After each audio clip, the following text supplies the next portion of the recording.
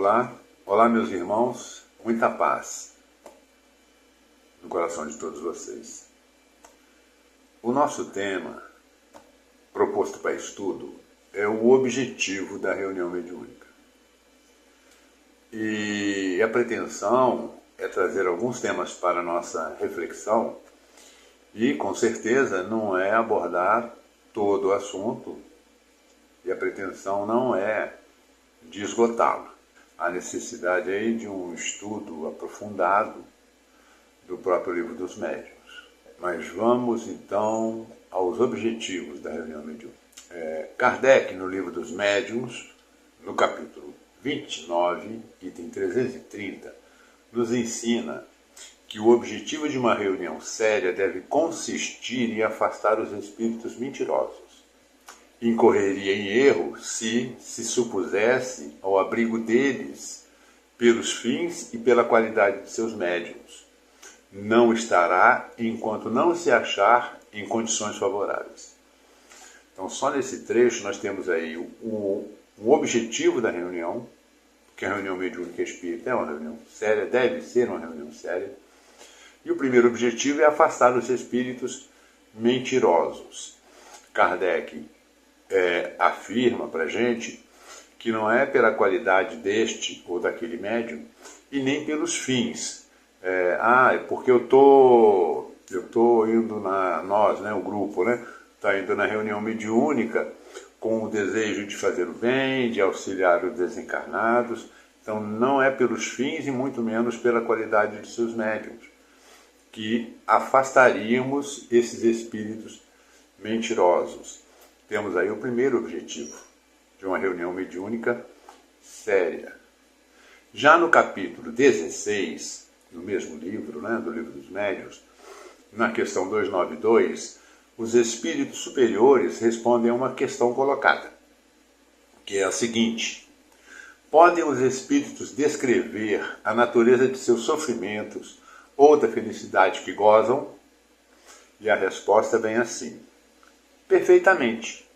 E as revelações dessa espécie são um grande ensinamento para vós outros, porquanto vos iniciam no conhecimento da verdadeira natureza das penas e das recompensas futuras, destruindo as falsas ideias que hajais formado a tal respeito. Elas tendem a reanimar a vossa fé e a vossa confiança na bondade de Deus. Nós teríamos aí, então, um segundo objetivo da reunião mediúnica, que, na realidade, qual que seria? Os espíritos vêm nos trazer ensinamentos. Que esses ensinamentos possam reanimar a nossa fé e a nossa confiança na bondade de Deus, desfazendo ideias equivocadas que nós temos sobre penas e recompensas da vida futura. Esse item que os espíritos vêm trazer conhecimento, ele é de tal importância que tomei a liberdade de trazer lá do Missionários da Luz, do livro Missionários da Luz, psicografia de Chico, ditado por André Luiz, um diálogo entre o André e seu instrutor Alexandre, que deixa essa questão muito clara. André Luiz pergunta então a Alexandre da seguinte forma: por que a doutrinação em ambientes dos encarnados? Por que a doutrinação existe aqui, no exemplo que eles estavam seguindo, observando? Por que a doutrinação no ambiente de encarnados? Semelhante medida é imposição no trabalho desse teor? E Alexandre então responde. Olha que importância a resposta. Não é um recurso imprescindível. Temos variados agrupamentos de servidores do nosso plano dedicados exclusivamente a esse gênero de auxílio. As atividades de regeneração em nossa colônia estão repletas de institutos consagrados à caridade fraternal, no setor da iluminação dos encarnados. Então, Alexandre deixa claro aí que no mundo espiritual também acontece esse tipo de socorro, esse tipo de amparo aos espíritos que estão ainda transviados. E Alexandre segue. Em determinados casos, porém, a cooperação do magnetismo humano pode influir mais intensamente em benefício dos necessitados que se encontram cativos nas zonas da sensação da crosta do mundo. Mesmo aí, ressalta Alexandre, contudo, a colaboração dos amigos terrenos, embora seja apreciável, não constitui fator absoluto e imprescindível. Valemo-nos do concurso dos médiuns e doutrinadores humanos, não só para facilitar a solução desejada, senão também para proporcionar ensinamentos vivos aos companheiros envolvidos na carne, despertando-lhes o coração para a espiritualidade. Olha a generosidade desses nossos irmãos desencarnados. Eles trazem exemplos vivos para o nosso aprendizado, para nos ensinar, nos aproximando então o nosso coração para a espiritualidade. E no finalzinho, Alexandre então arremata dizendo: ajudando as entidades em desequilíbrio, ajudarão a si mesmo. Doutrinando, acabarão igualmente doutrinados. Olha a importância dessa informação que Alexandre nos traz, não é? Então nós temos esses dois objetivos e podemos partir para um terceiro objetivo para a nossa reflexão, que é a oportunidade de nos tornarmos úteis aos nossos semelhantes enquanto nos instruímos. Foi por isso que está lá no capítulo 25 do Livro dos Médiuns, no item 281, que diz assim: a evocação dos espíritos tem a vantagem de nos pôr em contato com espíritos sofredores, que podemos aliviar e cujo adiantamento podemos facilitar por meio de bons conselhos. Para a nossa reflexão, então, nós vamos ficar nesses três objetivos: afastar os espíritos mentirosos, retirar das reuniões mediúnicas ensinamentos vivos e nos tornarmos úteis enquanto aprendemos, enquanto nos instruímos.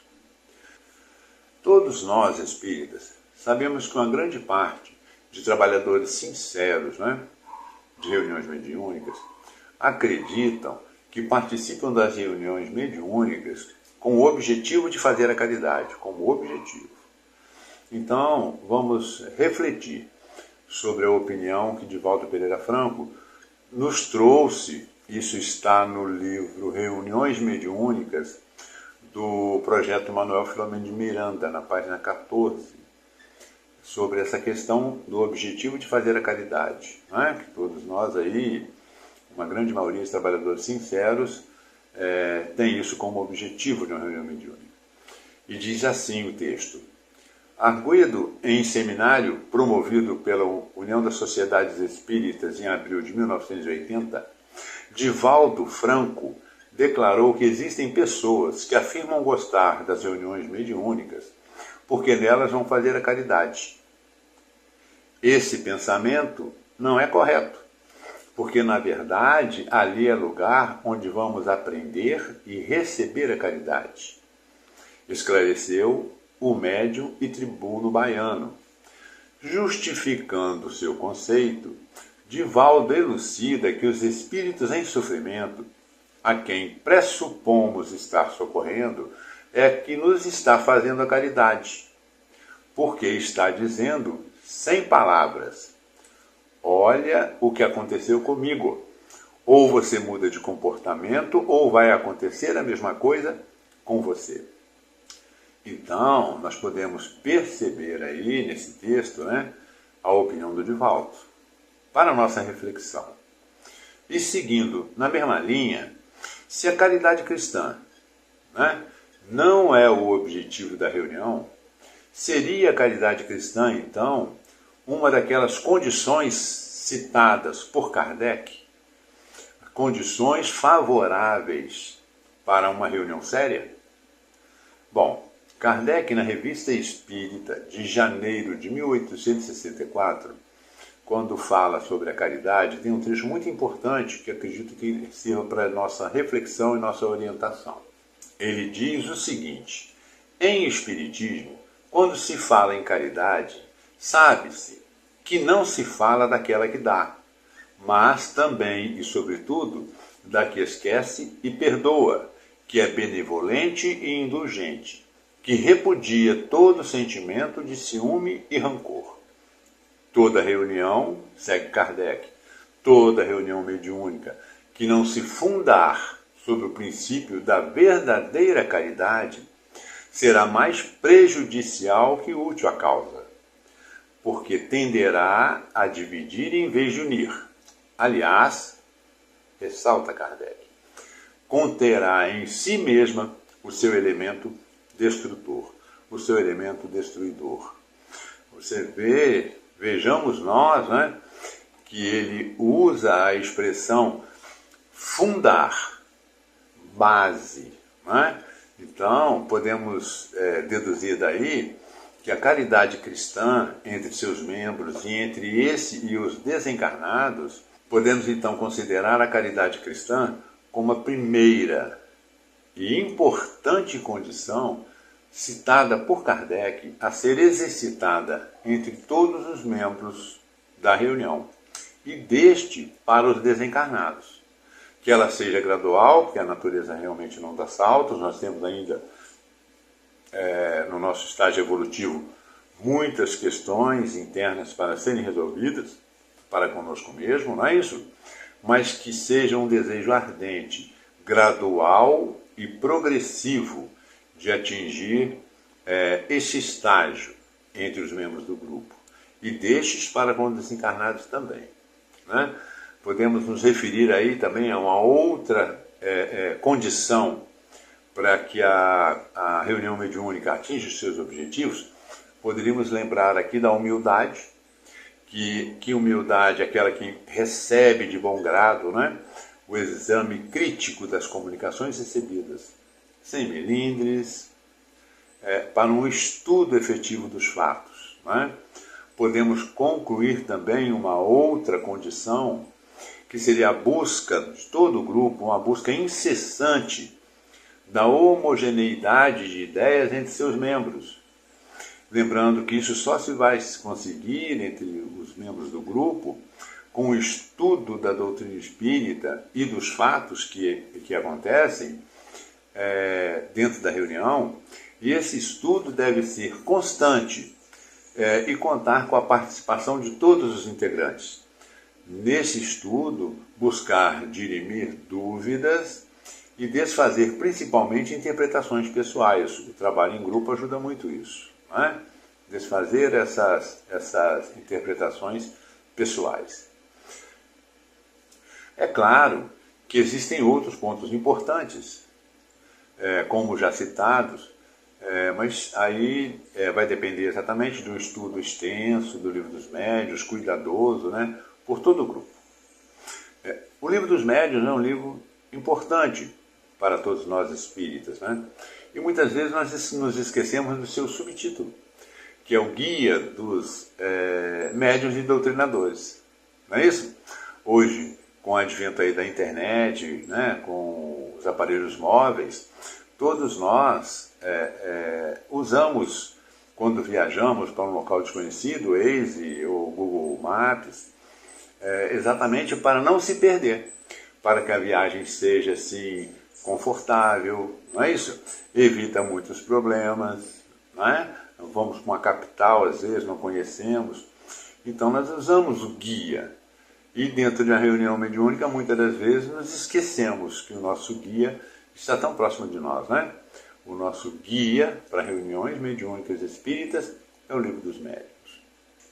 E para encerrar, gostaria sim somente de propor assim uma reflexão sobre o propósito que me leva a participar de um grupo mediúnico e de uma determinada reunião mediúnica.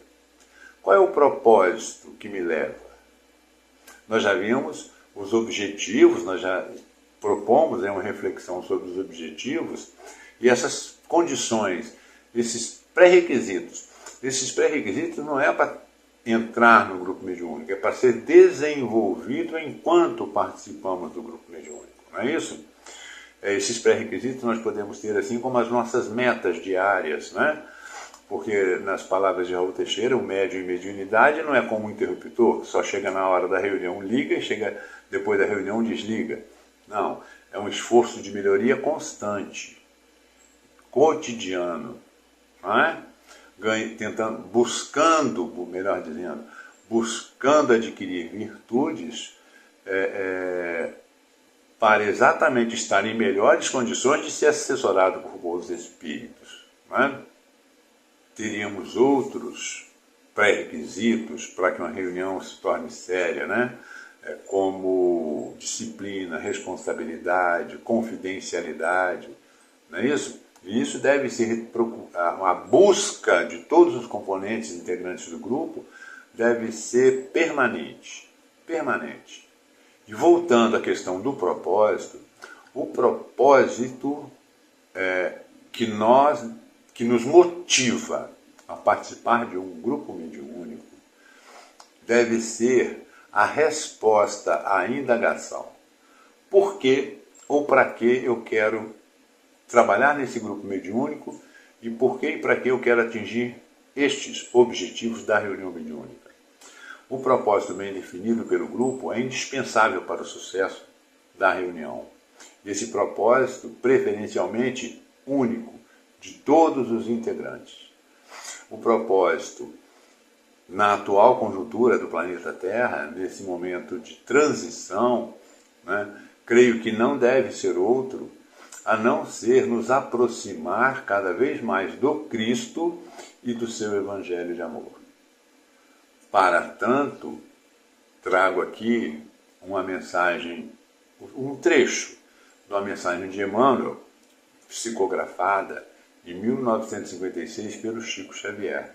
Referindo-se à mediunidade, Emmanuel nos diz assim: estudemo-la, pois, sobre as diretrizes kardecianas que nos traçam seguro caminho para o Cristo de Deus, por intermédio da revivência do Evangelho simples e puro, a fim de que a mediunidade e os médiuns se coloquem realmente a serviço da sublimação espiritual. Então, meus irmãos, eu espero que tenha trazido aqui para vocês, principalmente para mim, algumas reflexões que possam ser de utilidade. Fiquem com Deus, obrigado aí pela oportunidade.